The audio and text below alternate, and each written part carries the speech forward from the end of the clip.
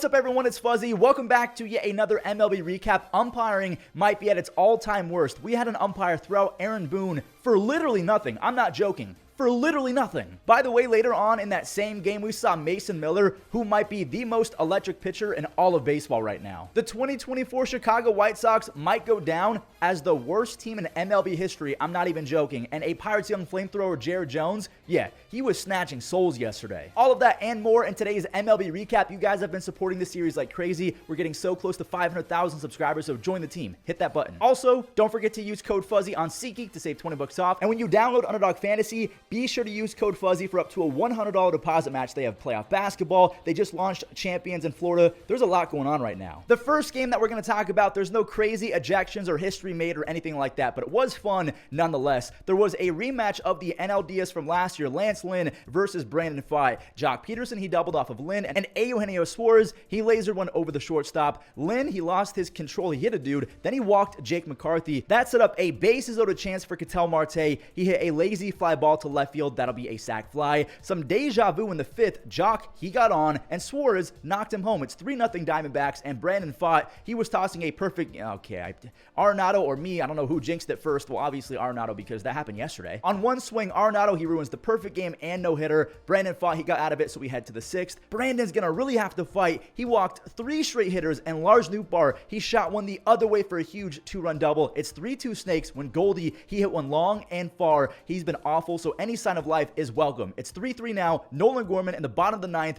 There it goes. Nolan goes lefty-lefty for the walk-off home run. Goldie, he's hitting 195. Gorman, he's hitting 179. Maybe that wakes both of them up. Before we show Aaron Boone getting ejected for actually nothing, I'm not joking when I say that, we got to talk about the White Sox being historically bad. Max Kepler, he's back in the lineup for the Twins, and he provided an immediate boost. He golfs a 2-run double. He had 24 home runs and a 122 OPS plus last season. He's trying to build off that. Minnesota, they kept the pressure on. Julian, he singles in the third, and Trevor Larnach, he split the gap to bring Edward all the way home. Kepler, he went to the same spot he went to earlier. That's 2 base hits and 3 RBIs by the third inning. Max, he's going to score easy on an opposite field double from Willie Castro, who is trying his literal best to fill in the void left behind by Carlos Correa. Did Julian pull a home run? He did. He has 5 home runs this year. That's the first time he's pulled a home run. And here's where history comes into play. The sheriff, Chris Paddock, he put Chicago in a blender. He looked like rookie Chris Paddock. He had 10 punch-outs, over 7 shutout. Then again, he's facing the 2024 White Sox, which is basically a real-life slump buster. Like, you can fine-tune your mechanics and everything because they're just that bad. The umpires are also really bad as well. That ball might have scraped the Earth's core. The White Sox manager got ejected for telling the Blue that he was effing up, and the umpire kept yelling back, "I did not F up." Anyway, this one ends in shutout fashion. That makes it 8 times in the first 22 games that the White Sox have been shut out. That is the first time in MLB history that's ever happened. I think they're on pace to lose like 120 games. Nearly every White Sox hitter not named Gavin Sheets is hitting under 200. They're all terrible. So because we just talked about ejections and bad umpiring, more of that happened in the A's and Yankees game, so let's recap that one. Now, it started early. Este Uriuiz, he got hit by a pitch, and Boone, he was wondering what happened. Was it a hit by pitch? Did he swing? What happened? He wanted clarity, and the home plate umpire said, "If you say anything else, you're gone." And there Boone goes. Bro hit the inspect button. Like, Boone got ejected for literally looking at his hand. Both Aaron Boone and the other manager in the dugout, Brad Osmus, they immediately pointed to a fan. Boone, he sprints out to say it wasn't him. He was saying, "I swear to God, it's not me. It was the guy in the blue shirt right behind him." The sad part is there's audio of the umpire saying he does not care. And then after the game, the umpire doubled down. He said that Boone is in charge of what's said. And then he proclaimed that the heckling actually came from the end of the Yankees dugout. So we have guys literally just lying now. It was not a player at the end of the dugout. It was the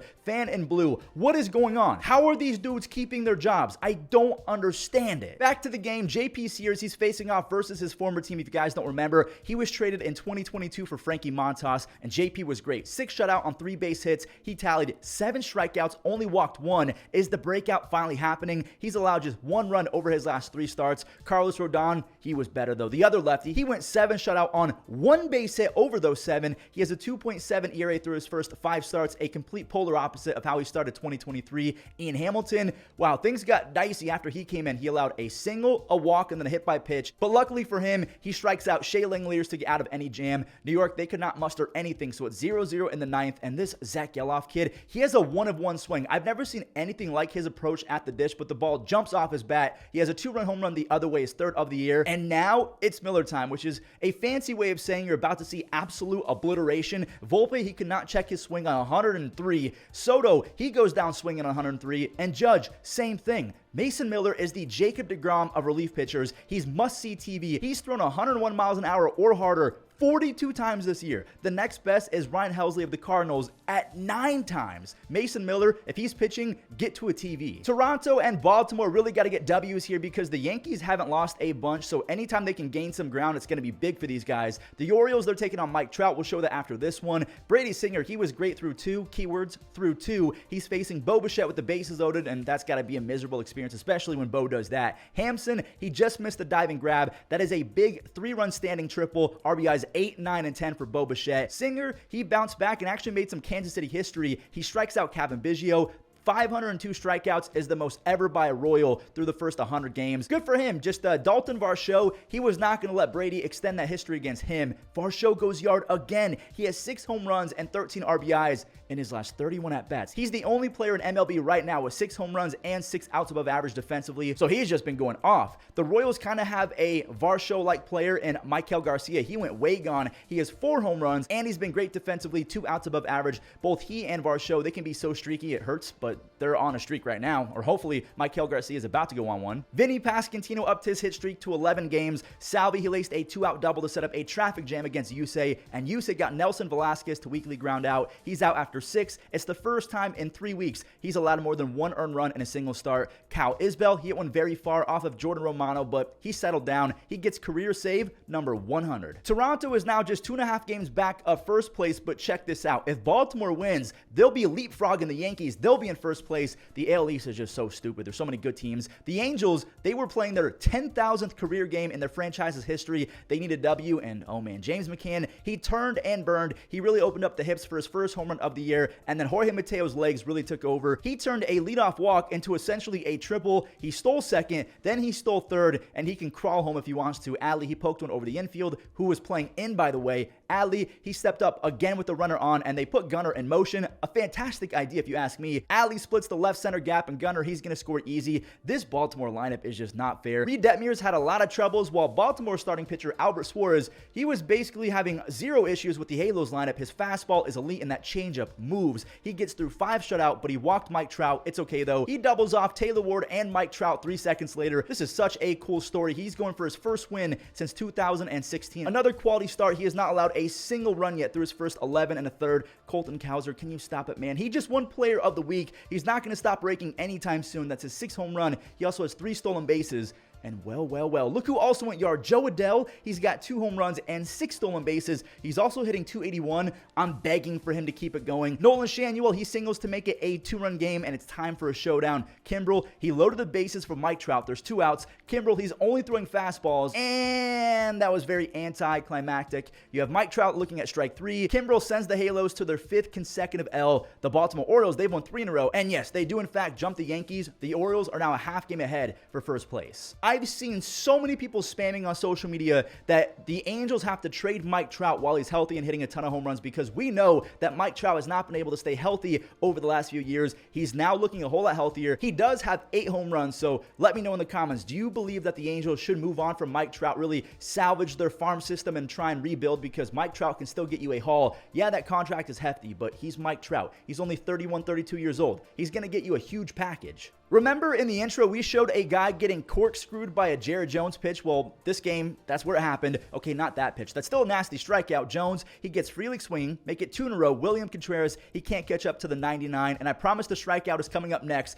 after Andrew McCutchen. He wanted some shine real quick. The 2013 NL MVP, he's actually now their leadoff hitter, which is fine by me. Get him as many at-bats as possible. There it is. Bryce Terang, he couldn't help but smile and no other option but to laugh it off, because Jared Jones is that nasty. Don't tell that to Rhys Hoskins. He caught up to 97 middle, and I don't care how nasty you are, MLB hitters, they're eventually going to make you pay. Jared, he's out there trying to get through 6, and it wasn't easy. The bases are stacked for Blake Perkins, who has been insane to start this year, but he taps one back to Jones. Jared is out of the jam. Now, Jared's buddies wanted to make sure he got a W, but his buddies were on the other team. They were the Brewers defenders. Hoskins had an awful flip, a run scores. Jared's actual buddy, O'Neal Cruz, then clutched up with a huge 2-run single. The Pirates, they really want to end their 6-game losing streak. Bednar, he does it. Oliver Dunn, he swings over the top of a nasty slider, splitter thing. I don't know what it was, because it was at 92 miles an hour. The Pirates, even after that skid, they're 12-0 2011. Also, by the way, I forgot to mention that Jared Jones just became the 4th pitcher since 1893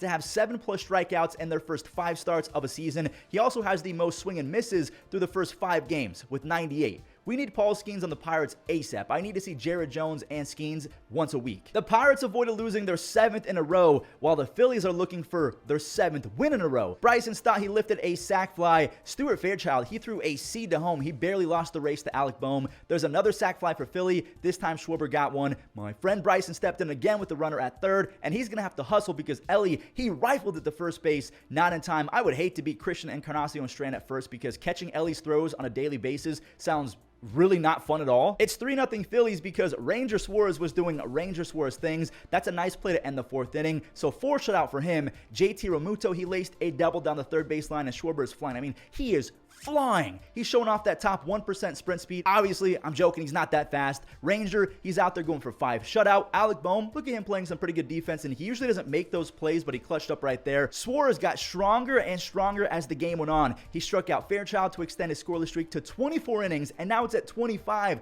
after he got CES to swing and miss. 5 strikeouts over 7 shutout for Ranger Suarez. Again, 25 consecutive innings without allowing a run. Reds pitchers, they can't say the same because Roger Clemens' son Cody, he jolted a 3-run home run. He had 3 home runs and an 841 OPS in AAA, so maybe this is the year that he breaks out. The Phillies, they win easy. So the Phillies do grab their 7th win in a row after shutting out the Reds. If the Braves lose, they'll be tied for first place with the Phillies, so they got to get this W. Jazz Chisholm hit a little blooper, but it just kept on carrying and carrying. That's off the wall. It straight up looked like Jazz missed it. It was going to be a pop-up. Maybe I'm just stupid, but I can't be because Luis Ariz also thought that he missed it. He's caught in no man's land because he was not running on contact. Miami, they can't run on Michael Harris. The dude has a bazooka attached to his body, and there's no way that Bryce Elder got out of that without. He did. No damage. Ronald, he's going to teach the Marlins a thing or two about base running. After getting a single to fall, Ronald, he stole 2nd. He's now the Braves' franchise leader in stolen bases. He has 190. He's the only player ever with 160 home runs and 190 stolen bases by their age 26 season, and he still has a full season left, basically. That's a lot of action for what the first inning. Tim Anderson, he added more to it. He went full Derek Jeter to rob Marcell Ozuna, and apparently Ozuna hit Nick Fortes, the catcher, on the backswing.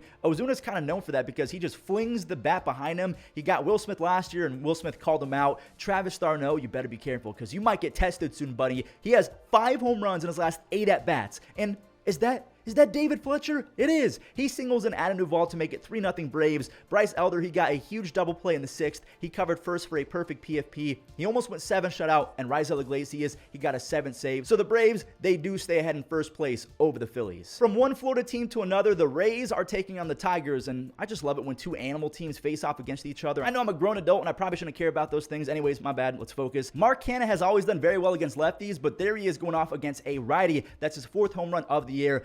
Javi, he smoked a 2-out RBI single, and Yandy Diaz screwed multiple teammates. He screws Jose Caballero out of a web jam. Then he screws his pitcher because he just watched the ball land in front of him, and a run scores because Diaz just literally watched it. This game ended at 5-0 Tigers after Canha grabbed another RBI, this time on a single. Tarek Skubal, he took over from there. This guy is one of the best pitchers in baseball. He gets Meade on a sinker, then Siri on a 99 fastball. Parker Meadows, he connected on a home run. His leash is one of the longest in baseball because he has 2 home runs, 3 stolen bases, and 3 outs above average, but he also has a 35 OPS plus and a 38% K rate. The Tigers just have so much interest in Parker's athleticism and power. They just want to trot him out there every single day. Tarek, he's still whipping that sinker. Then he breaks out the slider. He struck out 9 over 6 shutout. He made Tampa Bay look like a AA team. He has a 1.8 ERA and a 10.5 strikeouts per 9 on the year. Kerry Carpenter, he ties Miggy for the longest RBI streak by a Tiger since 2013. He's at 7 consecutive games with an RBI. He has a 125 OPS plus through his first 170-ish games. The Tigers, they smoked the Rays. Skubal was out of his mind, and so is Dylan Cease. He has been disgusting over his last few starts. Profar, he helped him out. He scores Azekar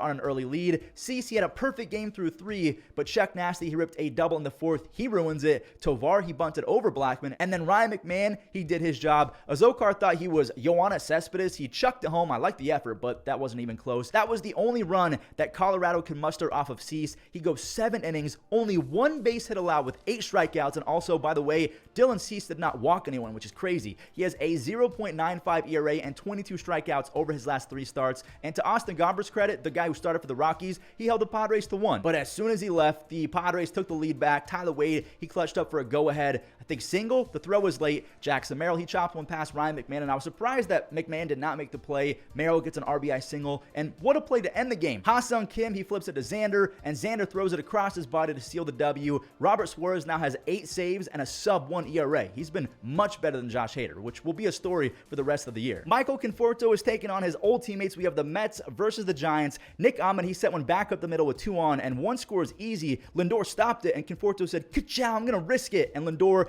could not make the throw. That was not an easy play by any means, just throwing that out there. Matt Chapman, he turned on a curveball. Wilmer Flores, he scores. Jung-Hoo Lee, he shut off the speed. He scored as well. Chapman, he's hitting almost 350 versus lefties, just 179 versus righties. Hey, that's cool. Pete Alonso, with his 199th career home run, he is 1 away from 200. That's another $1,000 to animal shelters. Pete has 7 home runs on the year, so $7,000 donated to animal shelters. Conforto, he launched one. He sat on a curveball. He now has 10 extra base hits, 16 RBIs, and a 132 OPS plus. Keaton Winn, the starter for the Giants, he's going to get the win. He tossed a beauty. 6 innings, just that 1 run to Pete Alonso. He has 16 strikeouts and a 2.1 ERA over his last 3 starts. We head to the 9th. Camilo Duvall, he had a few tough moments. He bounced the ball. Lindor somehow put it in play, and he drops it. He then spiked a slider. Brandon Nimmo is going to score. That was it, though. The Giants, they take game number 1 versus the Mets. The Mets, they've lost 2 in a row, but they're still 7-3 over their last 10. So that's going to do it for today's recap. Again, a tip of the cap to all of you guys. You've been supporting the series like crazy. Thank you, thank you, thank you so much, and enjoy the web gems. Deep short, Junior slides on the grass, 1 hop. Towards shortstop, Hobby, mid-hop on the throw. In the air, Sawinski, diving catch. Grounded weakly to third. Cabrera fields, fires in time. And 3 in the 3rd. Ground ball. Mendick with a diving stop. The throw over. What a Second base. Oh, man.